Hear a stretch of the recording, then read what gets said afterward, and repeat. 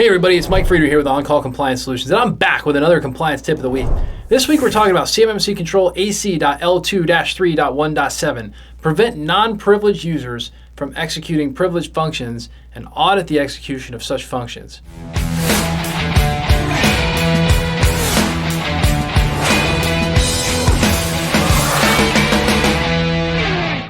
So hey, if you're a defense contractor who's feeling overwhelmed, tired, and alone, trying to understand all this CMMC, DFARS, and NIST SP 800-171 compliance stuff on top of an already colossal workload, well, I've got great news for you. You found your home here at On-Call Compliance Solutions, where we can help you transform into your company's on-call compliance hero.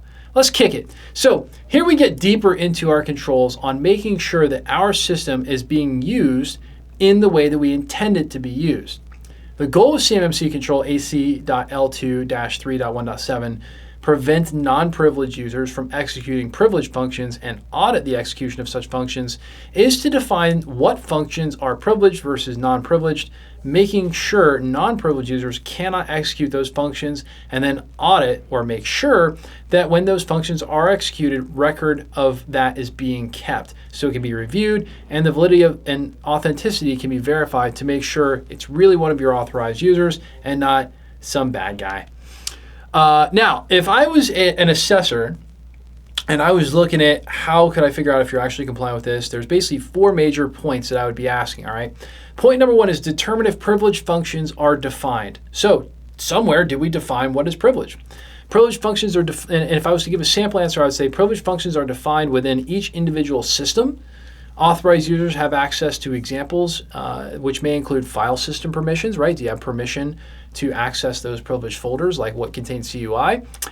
Security groups, OUs, user permission levels within different systems, all that kind of stuff, right? So again, lots and lots of different things that we can actually use to determine if privileged functions are defined.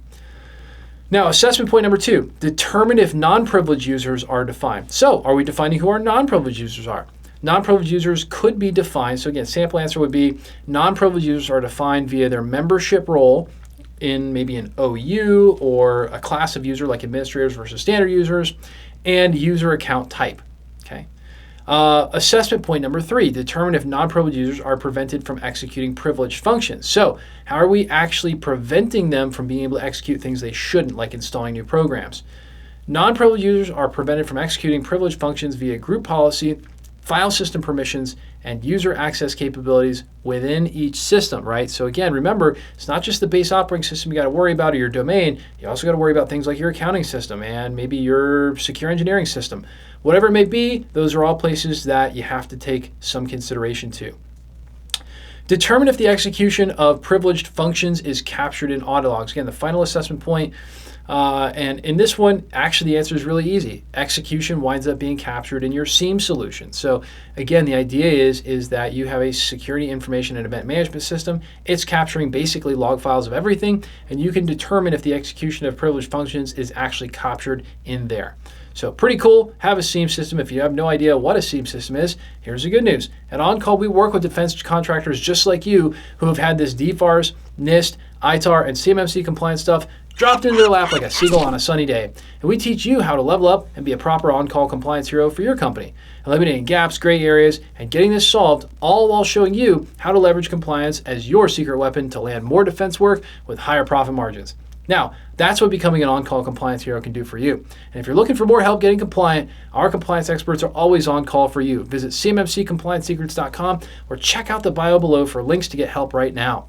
And if you love the content we're putting out there for you, help us out with a big thumbs up on that like button, or even better, smash the subscribe button to get the latest compliance content as soon as our compliance nerds roll it out.